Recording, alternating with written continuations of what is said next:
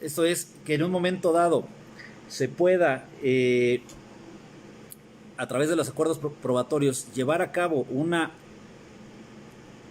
depuración de hechos.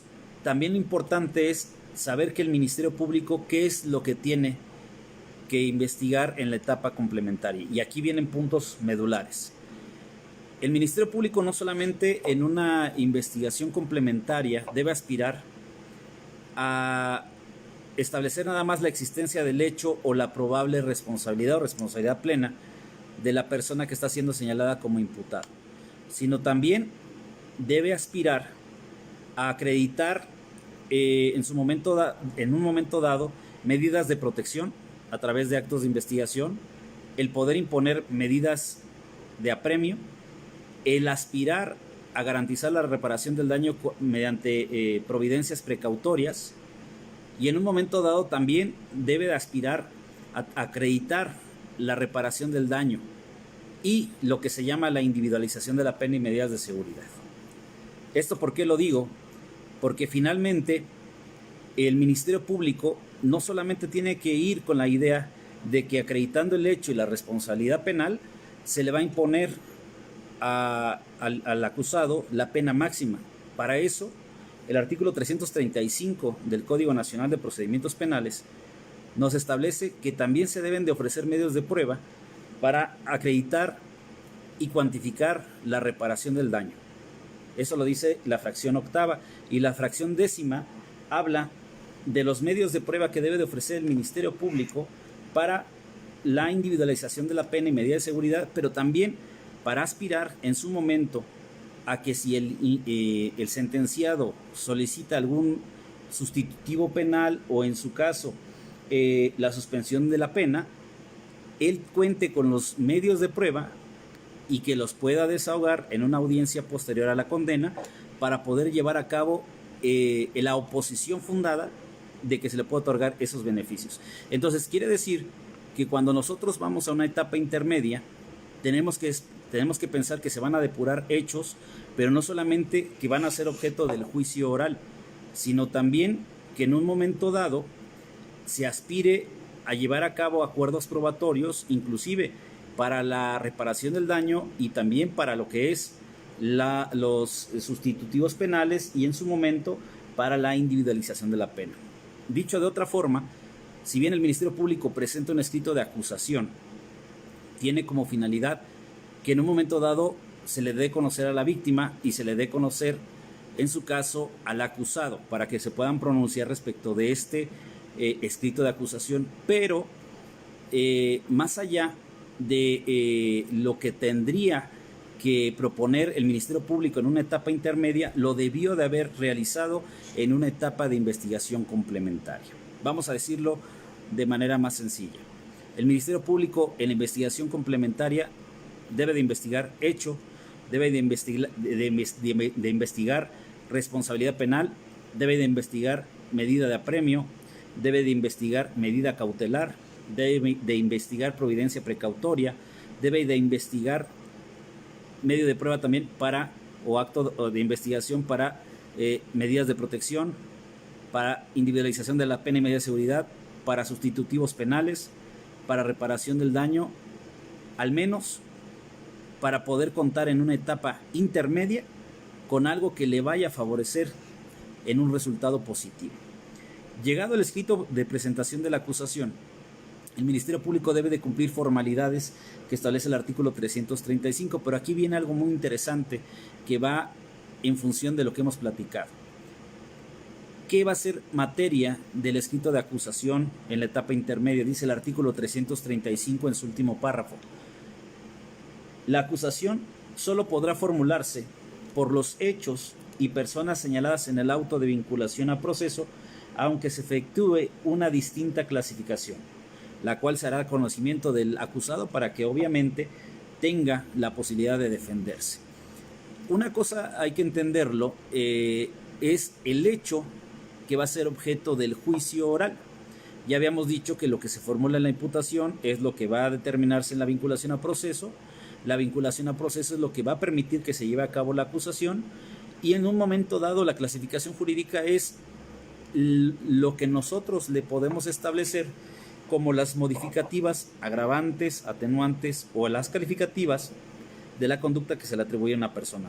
Dicho de otra forma, no es lo mismo cometer una violación que cometer una violación equiparada, que cometer una violación entre parejas o entre cónyuges. Eso tiene que ver con la clasificación jurídica. Hay situaciones que a veces por la calidad del sujeto activo, la calidad del sujeto pasivo, pueden permitir que se agrave o que se atenúe la conducta, y eso es la clasificación jurídica, cómo se va a variar. El hecho tiene que ser el mismo que se cometió el día 10 de diciembre del 2019 a las 10 de la mañana en tal lugar o en tal localidad.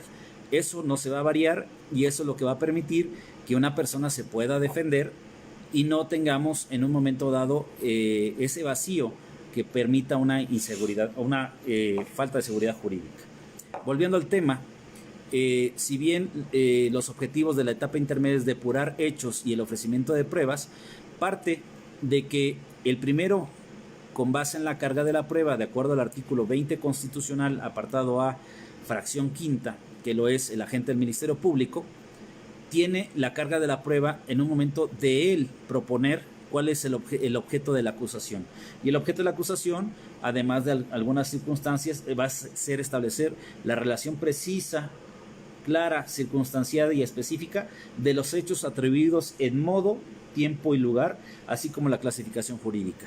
Volvemos a ver lo que le interesa al sistema penal acusatorio, que es el hecho que la ley señala como delito, clasificación jurídica. El hecho circunstanciado es establecer la manera clara, precisa y circunstanciada y específica de los hechos, día, mes, año, hora y lugar. Pero también le interesa cuál es el hecho penalmente relevante que fue objeto de la vinculación a proceso. Con esto permite que en un momento dado también se lleve a cabo como segundo elemento el ofrecimiento de medios de prueba. Pero antes de ello, tenemos que partir que otra de las circunstancias que tiene que verificar el Ministerio Público es la propuesta de los acuerdos probatorios. Estos acuerdos probatorios tienen su fundamento en el artículo 345 del Código Nacional de Procedimientos Penales, y esto tiene que ver con pretender depurar los hechos. El Ministerio Público tiene que tener el día de hoy la capacidad de propuesta, no solamente para que la defensa se allane a estos acuerdos probatorios con la finalidad de que no se desahoguen tantos medios de prueba. Les voy a explicar de una forma más gráfica.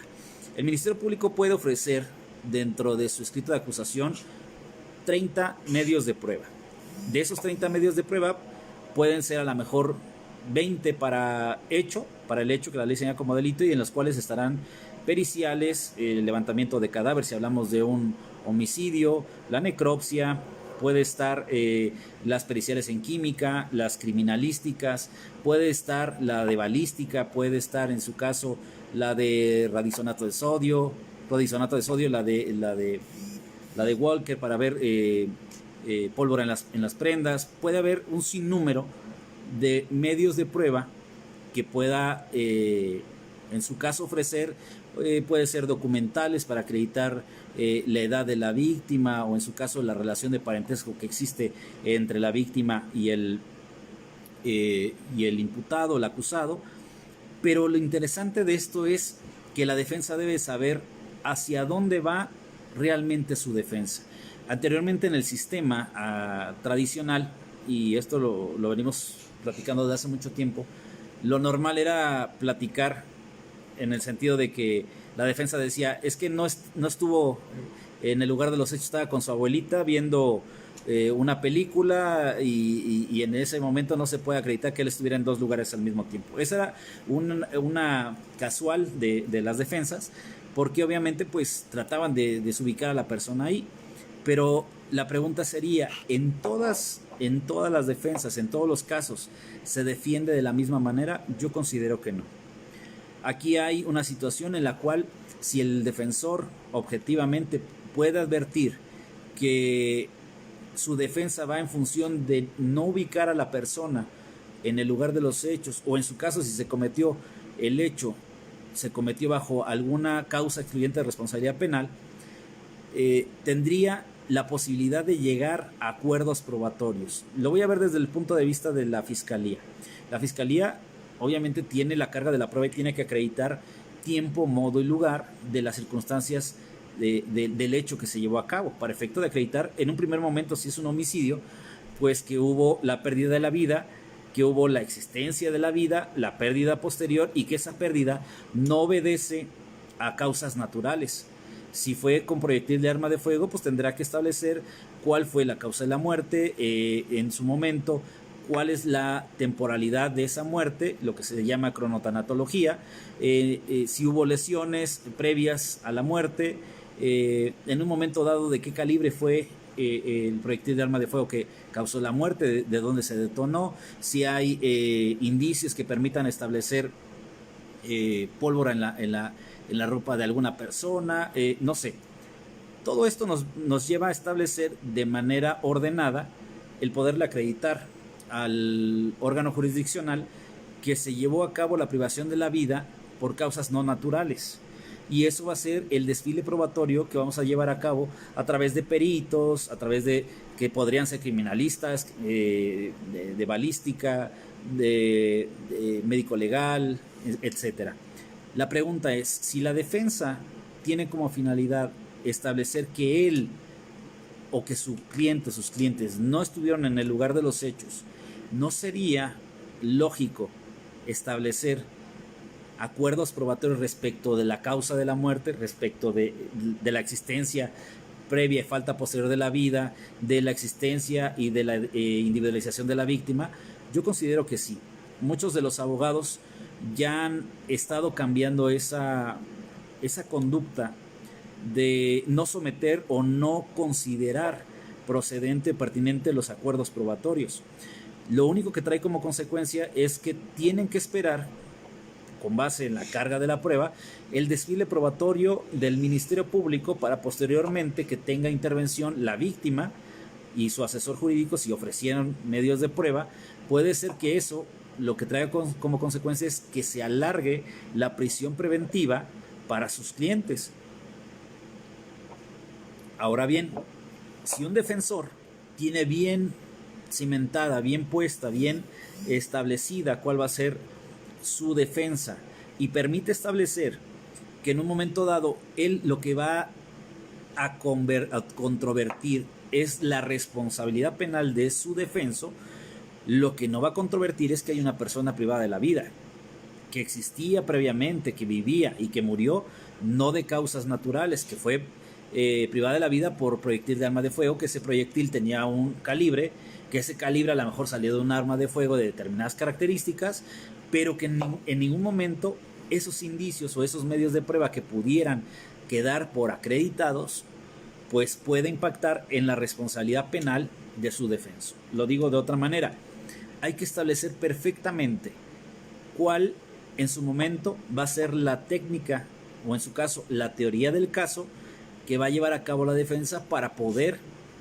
controvertir la responsabilidad penal, pero no así la privación de la vida de esta persona. Entonces, cuando el Ministerio Público tiene medios de prueba para sostener que se llevó a cabo la privación de la vida de una persona un día, de un mes, de un año, en una hora y en un lugar, pues simplemente el defensor tendría, bajo esta sinergia de objetividad, que poder acceder y pretender acceder a esos acuerdos probatorios. ¿Cuál es la regla general de la etapa intermedia de los acuerdos probatorios? Pues simplemente que existan datos de prueba, antecedentes de la investigación que permita que el juez verifique a través de un control horizontal que ese acuerdo probatorio es posible. Esto es, se puede establecer que la edad de la víctima al momento de los hechos eran 14, 15 años, sí, porque se cuenta con la documental consistente en el acta de nacimiento de la menor o del menor, fulano de tal, de iniciales fulanas y sultanas.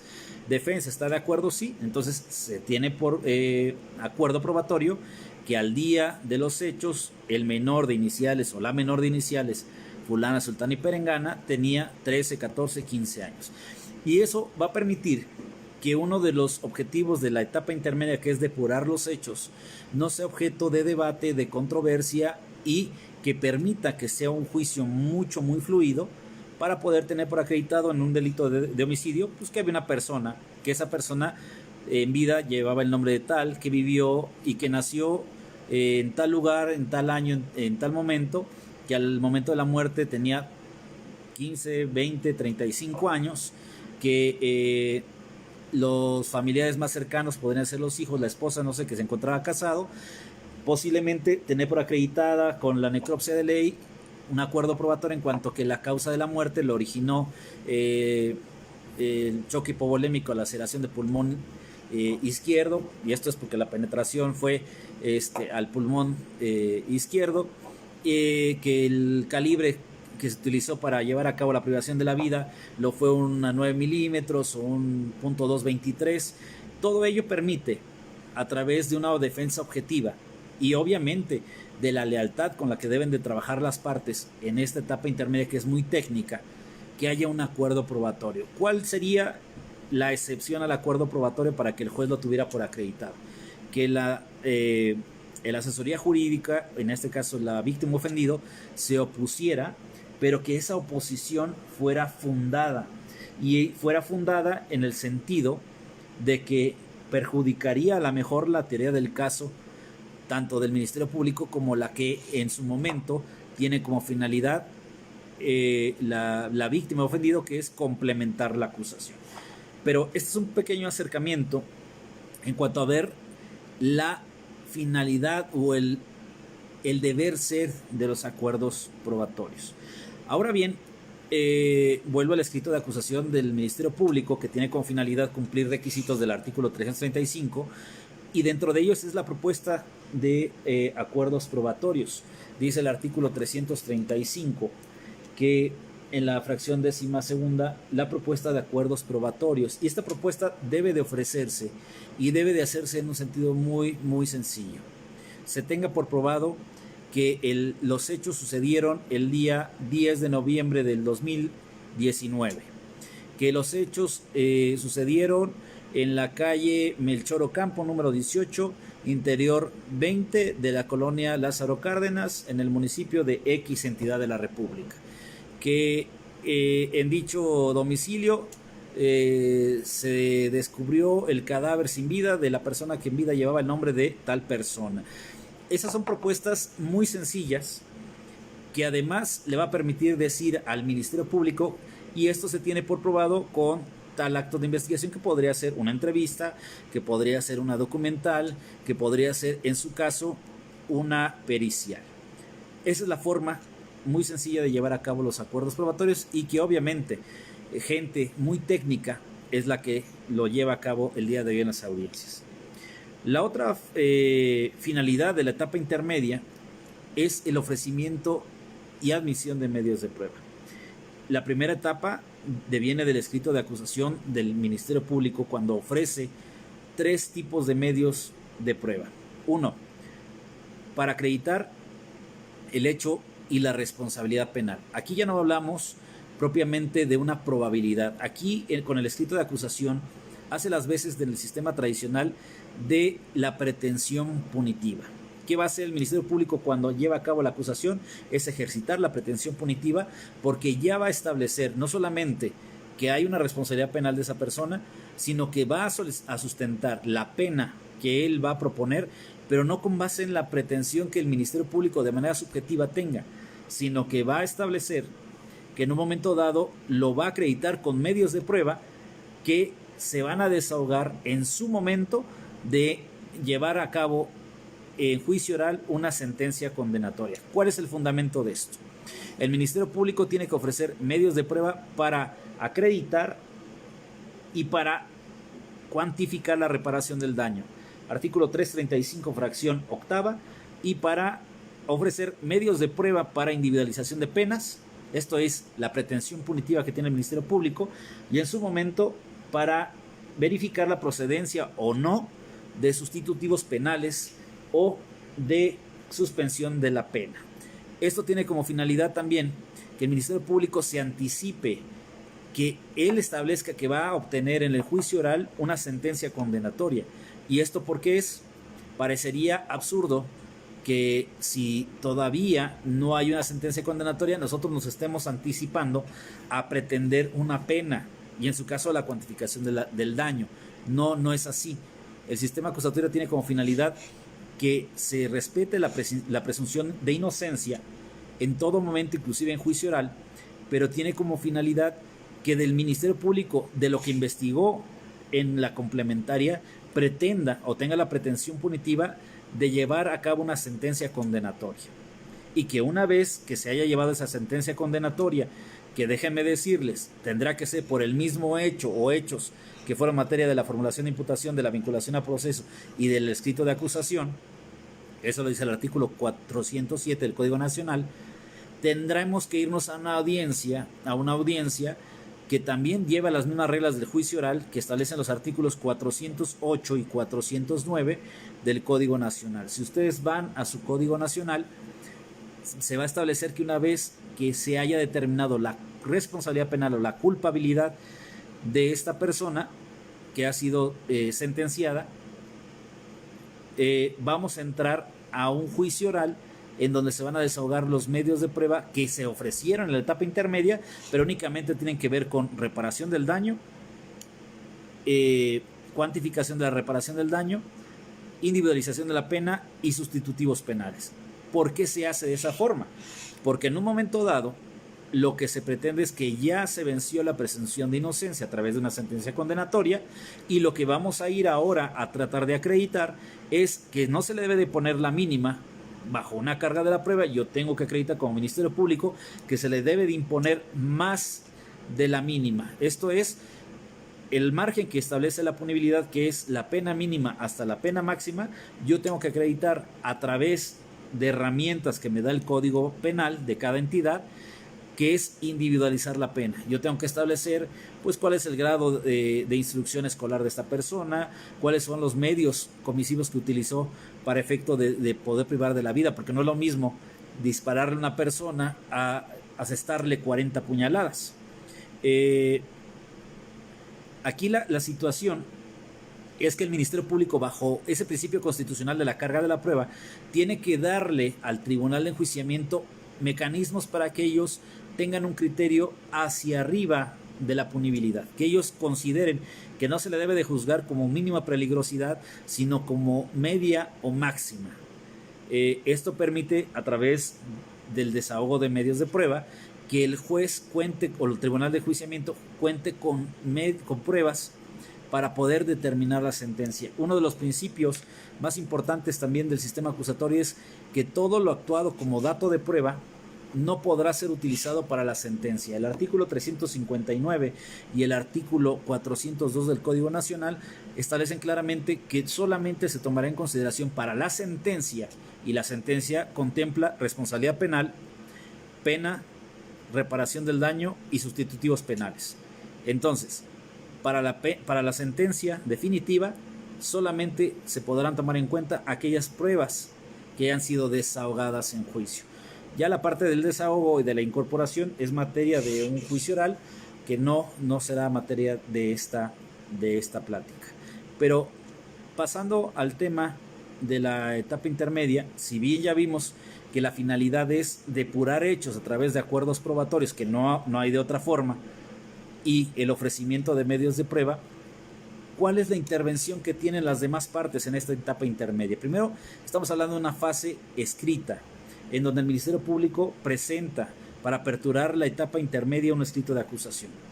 ¿Cuál es lo siguiente? Que se le notifica a las partes, y de acuerdo al artículo 338 del Código Nacional, partimos que el Ministerio Público tendrá que notificarle a la víctima para que la víctima, en un plazo de 3 días, pueda llevar a cabo la coadyuvancia. En un sistema tradicional se establecía la coadyuvancia por parte de la víctima del delito, pero anteriormente sabemos que no tenía una intervención preponderante.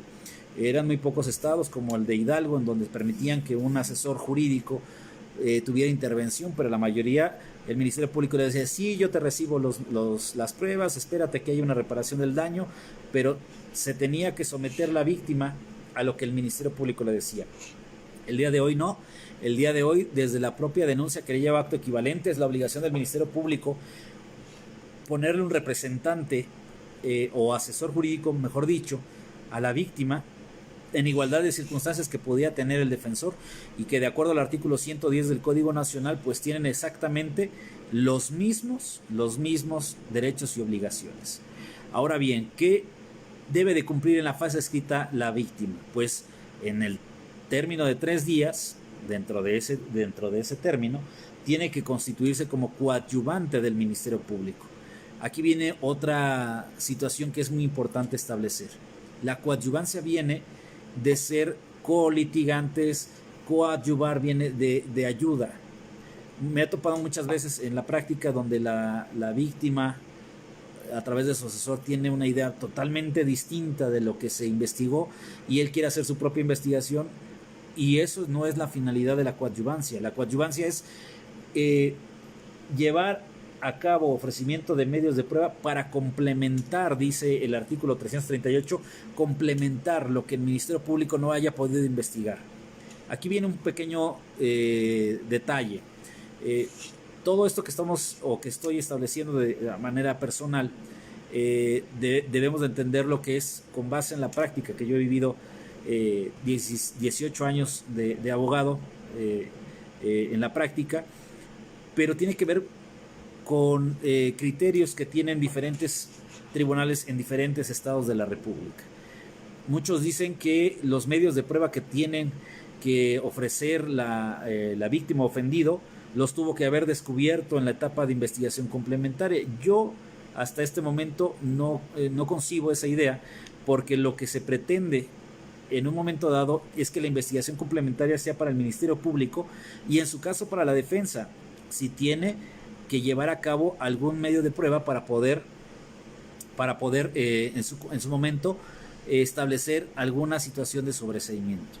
La víctima sí puede ofertar, de acuerdo al artículo 216, medios, datos de prueba o actos de investigación para poder establecer líneas de investigación al Ministerio Público, pero el hecho de que hasta este momento la jurisprudencia no diga que esos medios de prueba se tendrían que haber llevado a cabo, desahogado en la carpeta de investigación, no quiere decir que la víctima no pueda llevar a cabo el ofertamiento de medios de prueba para el juicio oral.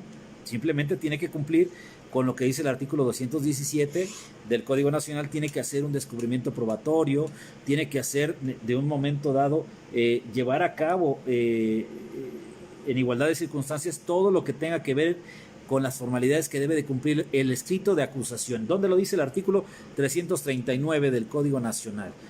Tiene que seguir las formalidades que en su caso debió de haber seguido el Ministerio Público, de modo tal que de acuerdo al debido proceso sí se le debe de seguir las mismas formalidades, y en un momento dado lo que no es adecuado, debo decirlo también, es que el asesor jurídico diga me adhiero a lo que hace el Ministerio Público. No, señores, el asesor jurídico tiene que realizar su propio escrito de acusación, y si va a ofrecer medios de prueba también tiene que establecer idoneidad y pertinencia, tal y como lo tendría que hacer el Ministerio Público. Punto medular.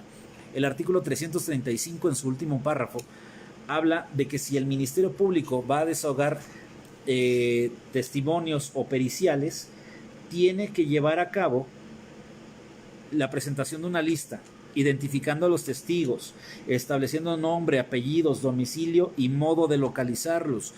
Ya es una máxima ahorita en el sistema acusatorio a lo largo de la República, en donde hemos tenido la oportunidad de litigar, que bajo el principio de la carga de la prueba, el Ministerio Público tiene que presentar a sus propios testigos, cosa que no pasaría si la víctima le pide auxilio judicial al juez.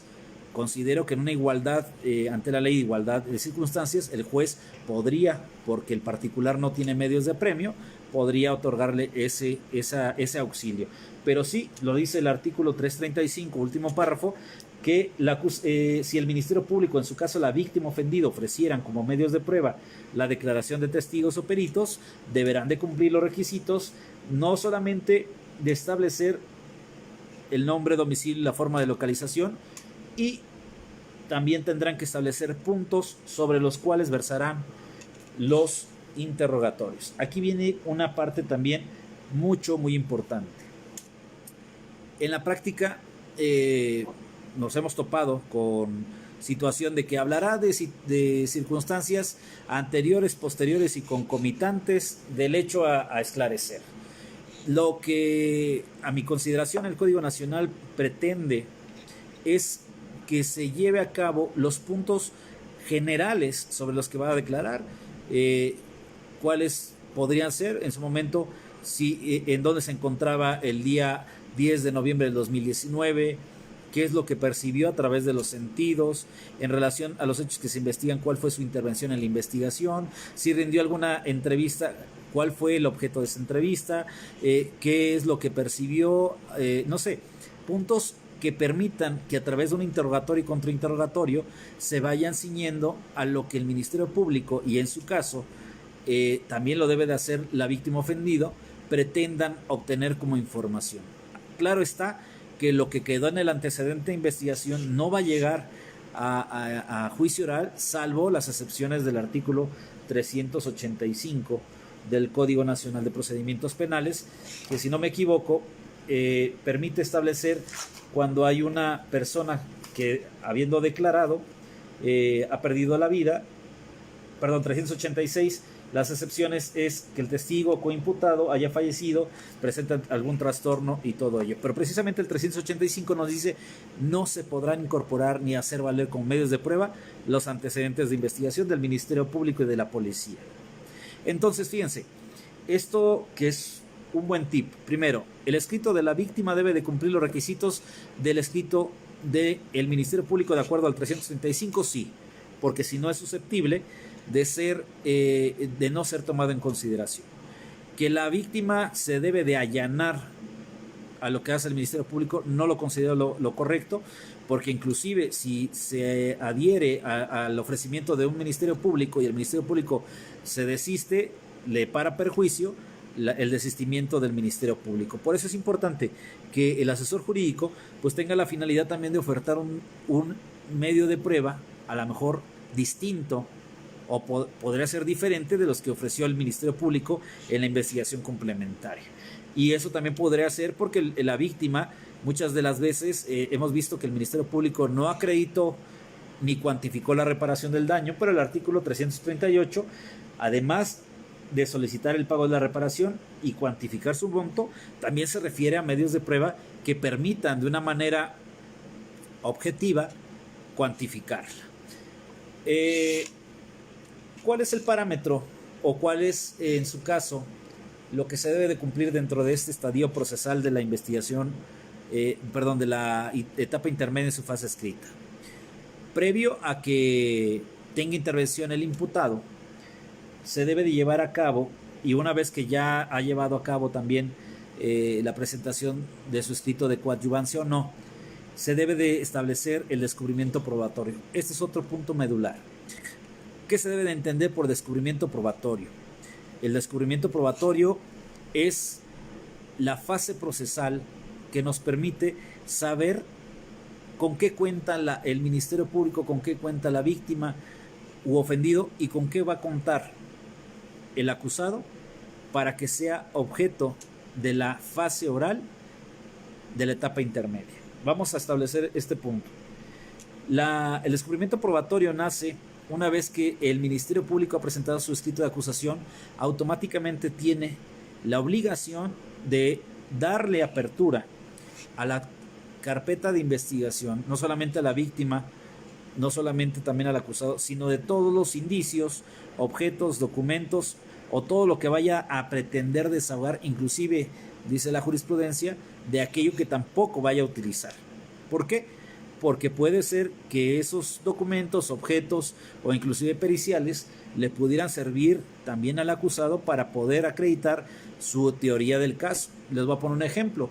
Si el Ministerio Público pudiera realizar en una violación un exudado vaginal y del exudado vaginal se encuentran espermatozoides y lo llevan al perito químico, establece que hay espermatozoides y se lleva a una pericial en genética y de esa pericial en genética resulta que no le corresponde, no es coincidente con el tipo de genética que tiene el acusado, aunque el Ministerio Público no la quisiera utilizar, pues obviamente es algo que se encuentra dentro de la carpeta de investigación y que debería de ser objeto de este descubrimiento probatorio. ¿Para qué? Para que la defensa, si en un momento dado tiene acceso a esa carpeta, pueda decir que esa prueba también le favorece a él. Podríamos decirlo, si en el lugar de los hechos se encuentran más de 2 casquillos o 2 calibres distintos de arma de fuego y resulta que en el dictamen pericial se establece que únicamente se documentó un 9 milímetros, pues también le podría favorecer a la defensa ese descubrimiento probatorio para denostar el dictamen pericial de la Fiscalía. Esto es un juego que en un momento dado también estratégicamente tiene que ver la defensa, pero lo que se advierte es que debe de obrar buena fe para efecto de poder llevar a cabo ese descubrimiento. ¿Qué tiene que ver el descubrimiento probatorio con la etapa intermedia? Pues mucho. Si bien se le da al Ministerio Público la orden de que lleve a cabo ese descubrimiento, ¿cómo se documenta? No se tiene que llevar a través de una audiencia especial, sino que a través de un simple escrito en donde la defensa y la víctima firmen de que tienen acceso y tienen copia, y en su caso se les ha dado copia de todos los audios y videos de todo lo que ellos han pedido. Simplemente con eso se documenta que hay un descubrimiento probatorio. A lo que llego como conclusión es que el descubrimiento probatorio tiene que ver también con una cuestión de la buena fe de las partes. Es no escondernos, no sorprendernos. El sistema acusatorio no tiene como finalidad que una parte sorprenda a la otra, sino que con base en medios de prueba que vamos a establecer en la audiencia intermedia, eso va a ser el objeto de que el juez pueda admitir o no los medios de prueba para poder llevar a cabo en su momento un juicio oral. ¿Cuál es la intervención del acusado? El artículo 340 del Código Nacional establece que dentro de los 10 días siguientes a que fenezca el plazo de la solicitud de coadyuvancia, esto es, ya feneció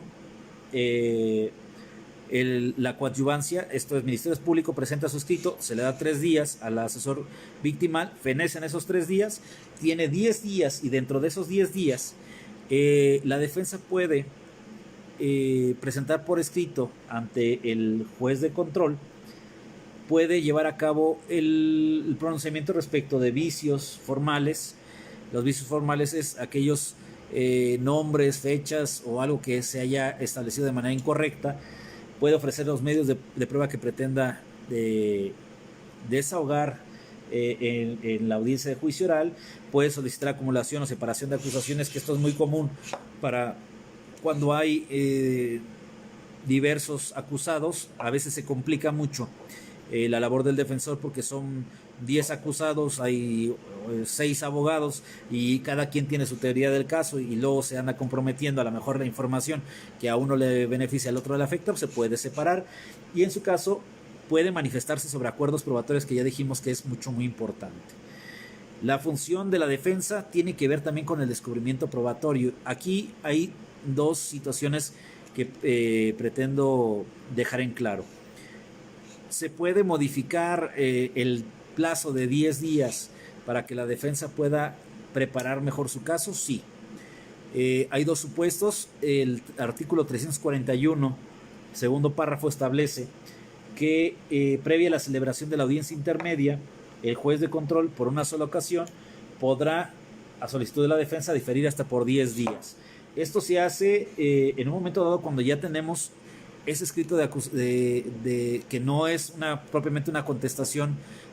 Leía a Eric Rauda con algunos abogados amigos que estaban en el litigio respecto a si era contestación a la acusación o no. Propiamente no lo dice así el Código Nacional, sino que es un pronunciamiento que hace la defensa para ofertar medios de prueba. Aquí tiene que ver más la cuestión constitucional, considero yo, y lo voy a explicar por qué. Si la defensa ya cuenta con medios de prueba, pero a lo mejor los pretende preparar o perfeccionar, puede diferir esa audiencia y en un momento dado, diferir la audiencia, se señala una nueva y se entraría al debate. Pero también el artículo 337 en su último párrafo habla de que el acusado o su defensor, cuando estos requieran de más tiempo para preparar el descubrimiento o su caso, podrán solicitar al juez antes de celebrarse la audiencia intermedia o en la misma se les concede un plazo razonable. ¿Esto en función de qué va? Nosotros debemos de acordarnos que en primer lugar las formalidades, considero yo, que le aplican a la gente del Ministerio Público, fiscal y al asesor jurídico, en ningún momento le deben de aplicar a la defensa. Y esto obedece a un principio de defensa técnica, defensa material y libertad probatoria. ¿Por qué? La Constitución establece que se le recibirán todos los medios de prueba que sean necesarias para poder acreditar su defensa. Y esto es no solamente un principio constitucional que establece el artículo 20, apartado B, fracción cuarta de la Constitución, sino también el artículo 8.2 de la Convención Americana, que permite que haya una libertad probatoria a favor de la persona acusada. Si bien pudieran pasar esos 10 días, llegar a la audiencia, el defensor pudiera, con fundamento en el artículo 337 del Código Nacional, solicitar más tiempo para llevar a cabo la preparación de su caso o el descubrimiento probatorio. ¿Eso en qué impacta? También el artículo 113 del Código Nacional, si no mal recuerdo, en la fracción novena, establece que también se le podrá dar la facilidad a la defensa de poder desfagar los medios de prueba, fracción novena, que se le reciban los medios de prueba pertinentes, concediéndole el tiempo necesario para tal efecto y auxiliándose para obtener la comparecencia. Esto tiene que ver, amigos, con la cuestión de que la defensa se puede tardar el tiempo que considere necesario. Inclusive cuando ya se ha cerrado la investigación complementaria de los 6 meses, él puede solicitar la apertura, porque va en perjuicio de él dos circunstancias particulares. Constitucionalmente se dice que la prisión preventiva no puede durar más de 2 años, siempre y cuando esos 2 años sean en detrimento del propio imputado o acusado. ¿Qué quiere decir? Que si él utiliza el tiempo para poder llevar a cabo una defensa adecuada o preparar mejor su caso, ese tiempo que él ocupe se le perjudicará para sí, en el sentido de que se podrá ampliar la parte de la prisión preventiva oficiosa. Y también hay otro principio que establece que será juzgado en el plazo máximo de 1 año cuando el delito establezca una punibilidad de más de 2 años. Ese tiempo, ese término que se tiene por ley para establecer una sentencia en 1 año, pues dilatará más en función de que la defensa solicitó más tiempo para preparar su caso o su defensa. Esto quiere decir que el sistema acusatorio debe de ser también constitucional y prever que, si bien no le siguen las reglas o la carga de la prueba en un momento dado a la defensa, tiene que ver con que hay la posibilidad de que él ofrezca cualquier medio de prueba para poder llevar a cabo esa defensa. Entonces, la fase escrita de la etapa intermedia tiene como finalidad que tanto el Ministerio Público fije su pretensión punitiva, ofrezca medios de prueba y en su caso proponga acuerdos probatorios para llevar a cabo la depuración de los hechos. La víctima ofendido durante 3 días puede establecer una coadyuvancia y complementar a través de otros medios de prueba la acusación del Ministerio Público. Será a cargo del acusado que a través de ese escrito o solicitando un plazo más prudente, más razonable, de acuerdo a su teoría del caso, sea controvertir en un momento dado, a través de una teoría del caso o el ofrecimiento de medios de prueba, la teoría del caso o los medios de prueba que tenga el fiscal o el Ministerio Público. Dados estos parámetros, tendríamos la posibilidad de entrar a lo que es la fase oral, que la vamos a explicar de una manera muy rápida en virtud del tiempo, pero tiene que ver con la formulación de acusación. Permito hacer esta palabra porque me acuerdo hace mucho tiempo, cuando empezábamos con el sistema acusatorio por ahí del 2007 en Chihuahua, 2010 en el Estado de México, y empezamos con la capacitación y decíamos audiencia de formulación de acusación, y muchos decían, pues es que no es cierto. Pues lo cierto es de que se formula una acusación de manera oral, y esto va en función de que todo lo que obre por escrito en un sistema acusatorio se tiene que verbalizar, se tiene que oralizar, no puede quedar en el escrito. Esto ya quedó superado.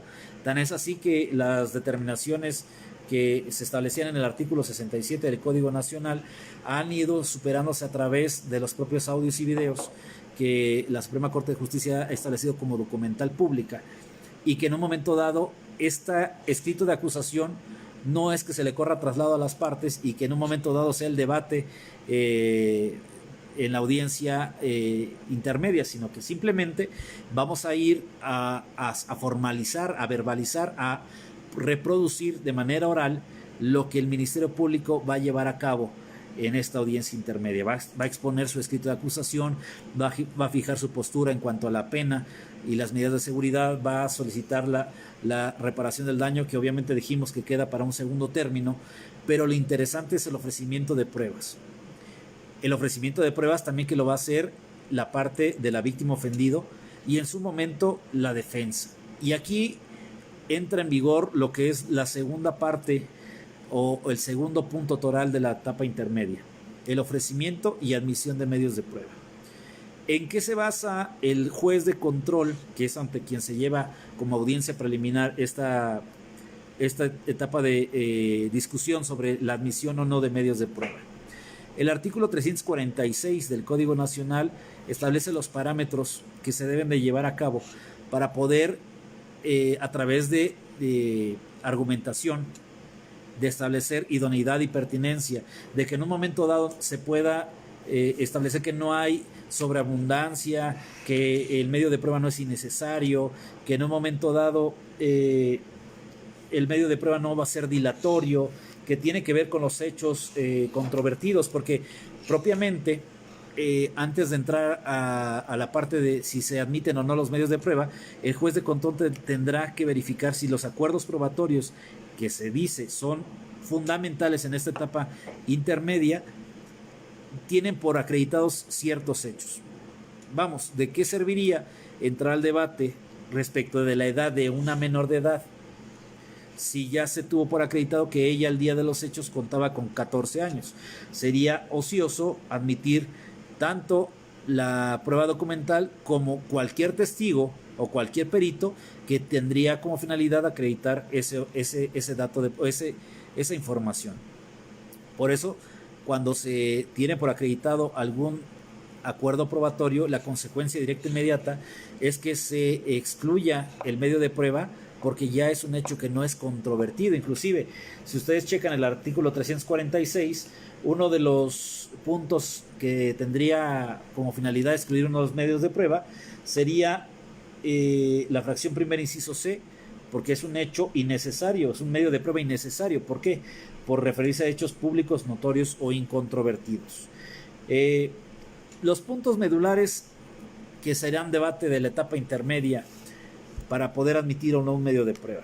Dice el artículo 346. Cuando el medio de prueba se ofrezca para generar efectos dilatorios, en virtud de ser sobreabundante. Aquí también hay una situación que se ha presentado en la práctica, en donde el hecho de que haya un testimonio y haya una pericial no son sobreabundantes. Sobreabundantes es que hubiera 5 testigos que fueran a hablar del mismo tema. Entonces, ahí sí es importante establecer que la ley no ha establecido cuántos son los mínimos que se deben establecer, y es al prudente arbitrio del juez, de acuerdo al artículo 346, en el penúltimo párrafo. Podríamos establecer que en la práctica se da que pudieran ser 2 o hasta 3 testigos. Una prueba impertinente, por no referirse a hechos controvertidos, si hay un acuerdo probatorio en donde finalmente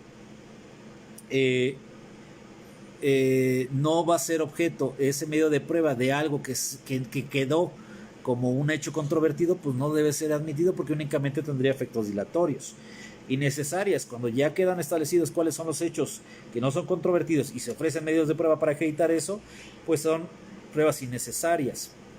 Y aquí hay 3 puntos medulares que con eso considero podemos abordar el tema de la audiencia intermedia. Por haberse obtenido con violación a derechos fundamentales. Para este tema de la ilicitud, tenemos que tomar en consideración los siguientes artículos. El artículo 20, apartado A, fracción novena de la Constitución, habla de que no se podrá admitir por los jueces pruebas que violenten derechos fundamentales. Aquella toma de muestras en donde no se obtuvo el consentimiento del imputado, la intervención de comunicaciones sin la orden del juez federal, aquella orden de cateo que no se realizó cumpliendo con las formalidades establecidas en la norma, un sinfín que inclusive sería objeto de otra plática muy interesante, pero la violación a derechos fundamentales, de acuerdo al artículo 97, 263, 264, 346, fracción segunda y 357 del Código Nacional, permiten establecer en diferentes estadios procesales que lo que se cometa o lo que se obtenga con violación de derechos fundamentales no tendrá validez hoy, mañana ni en futuras circunstancias. Por eso es importante verificar cuáles inclusive son los actos de investigación que requieren autorización judicial de acuerdo al artículo 252 del Código Nacional, porque ellos propiamente lo que hacen es establecer a lo mejor algún estándar de algún acto de investigación que podría violentar derechos fundamentales, como la inviolabilidad del domicilio, como la toma de muestras, como en su caso la inviolabilidad del domicilio, la intervención de comunicaciones privadas. La fracción tercera, por haber sido declaradas nulas. Hay un procedimiento que establece el artículo 98, 99, 100 y 101 del Código Nacional, que permite establecer la nulidad de los actos de investigación, sea porque no se subsanó o en su caso no hubo un saneamiento o se llevó a cabo a lo mejor o no hubo una convalidación como tal y se denunció en su momento. La prueba nula tiene que ser declarada por el juez en el sentido de que no cumple con los estándares del Código Nacional. Para pronto debo de establecer que la prueba ilegal, de acuerdo al artículo 97, segundo párrafo del Código Nacional, es aquella que no cumple con las formalidades del Código Nacional. Vamos a poner un ejemplo. El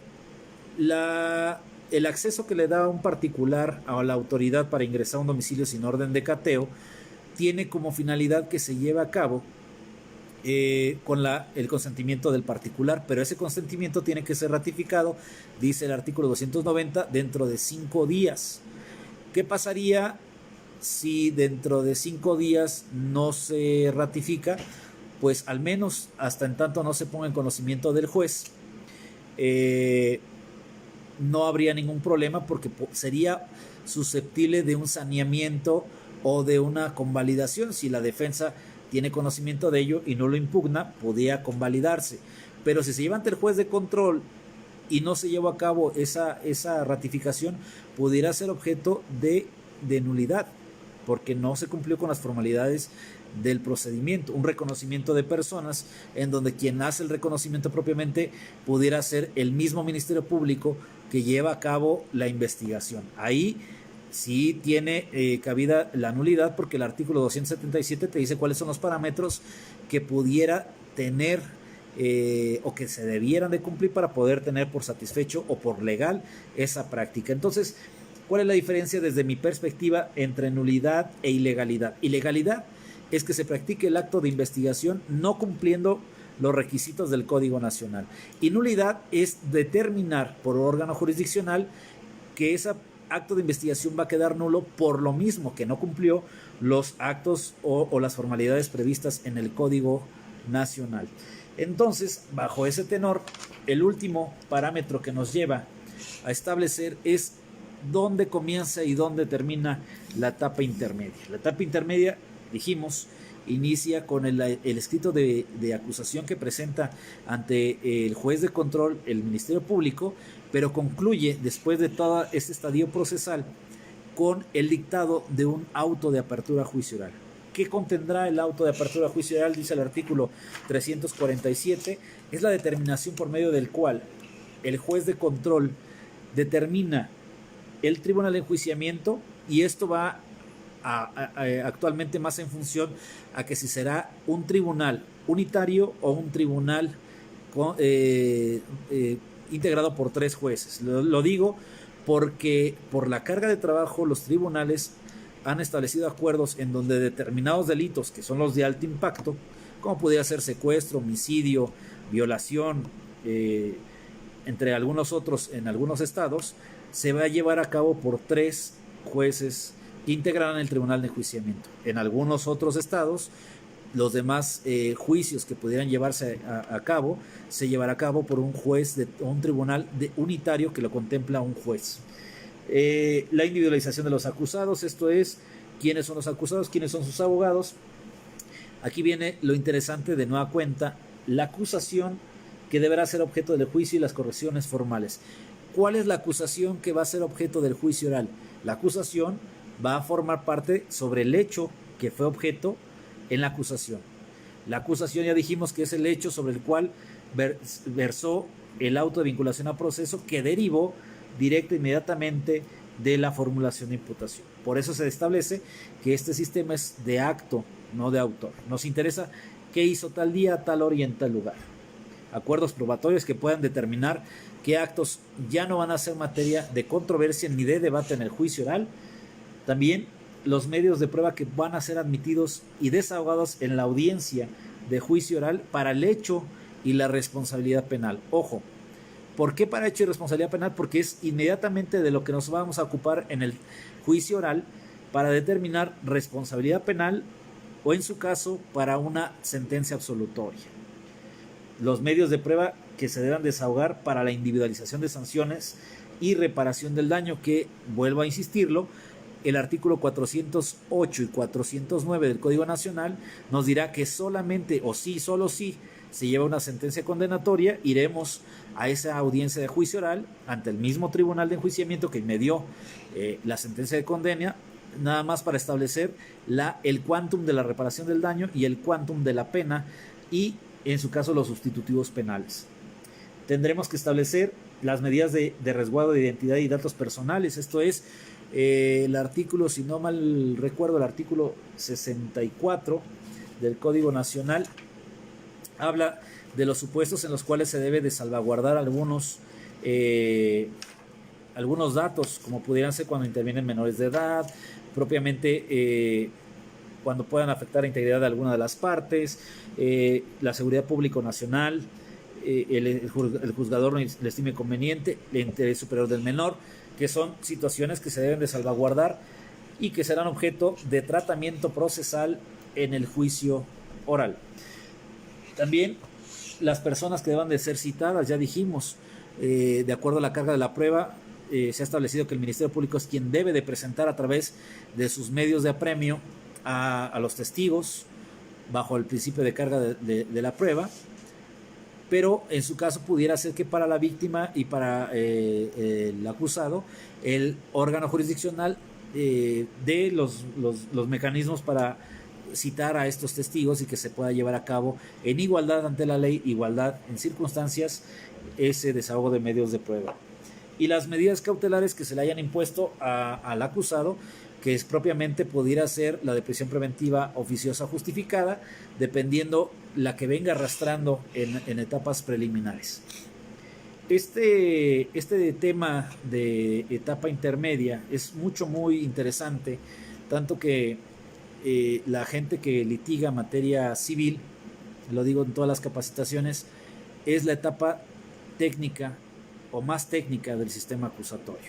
Yo lo llevo o lo equiparo a lo que se establece en el artículo 291 del Código de Procedimientos Civiles. Si ustedes en sus estados pueden ver propiamente el procedimiento civil, hay un artículo que les va a decir en esa parte civil que dice que las pruebas deben de ofrecerse expresando con toda claridad cuál es el hecho o hechos que se tratan de demostrar con las mismas, así como las razones por las que el oferente estima que demostrarán sus afirmaciones, declarando en sus casos, en los términos anteriores, el nombre y domicilio de testigos y peritos, pidiendo la citación de la contraparte para absolver posiciones, que obviamente propiamente es o era o fue parte de un procedimiento civil, pero si se dan cuenta, este es la antefase de un sistema técnico de ofrecimiento de medios de prueba que tengan por objeto acreditar hechos, debiéndolos relacionar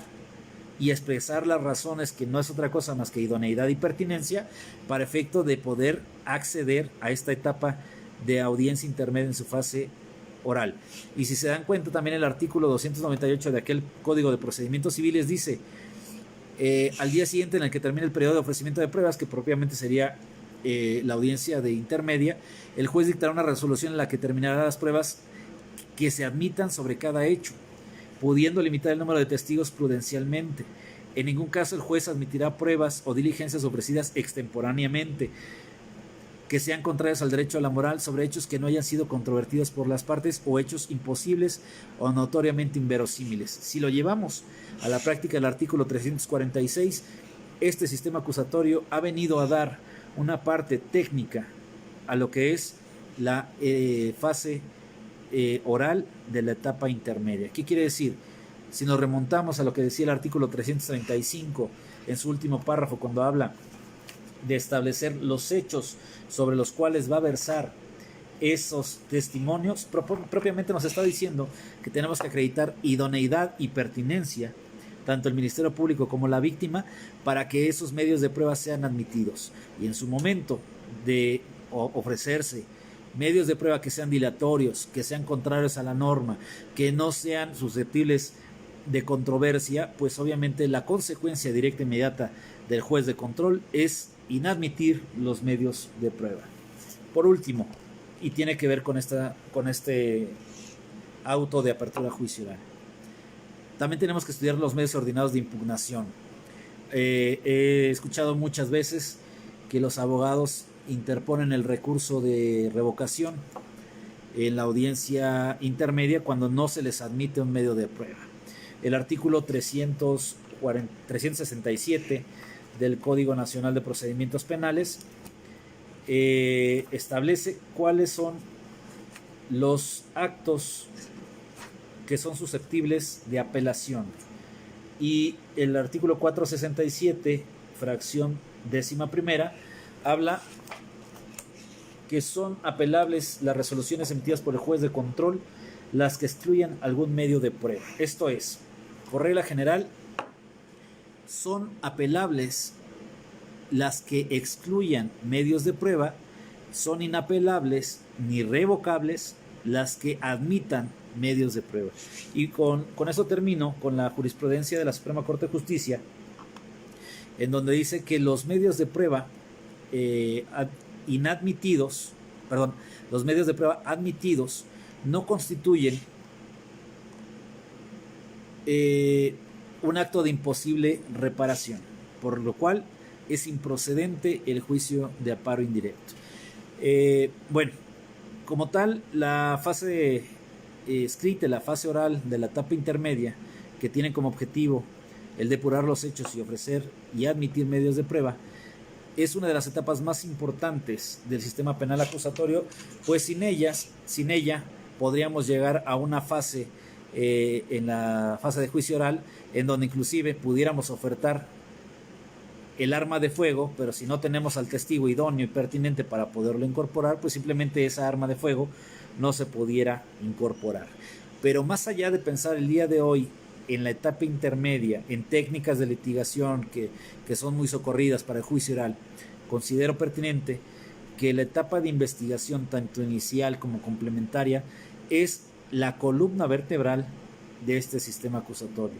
Si no aprendemos a investigar para hecho, para responsabilidad penal, para medida cautelar, para medida precautoria, providencia precautoria para garantizar la reparación del daño, para medida de protección y para medida de apremio, en su caso, para reparación del daño, individualización de la pena y medida de seguridad, y en su caso, sustitutivos penales, simplemente la etapa intermedia no tendría razón de ser. Por eso, la investigación como tal nace de la trascendencia que tenga un Ministerio Público para la investigación.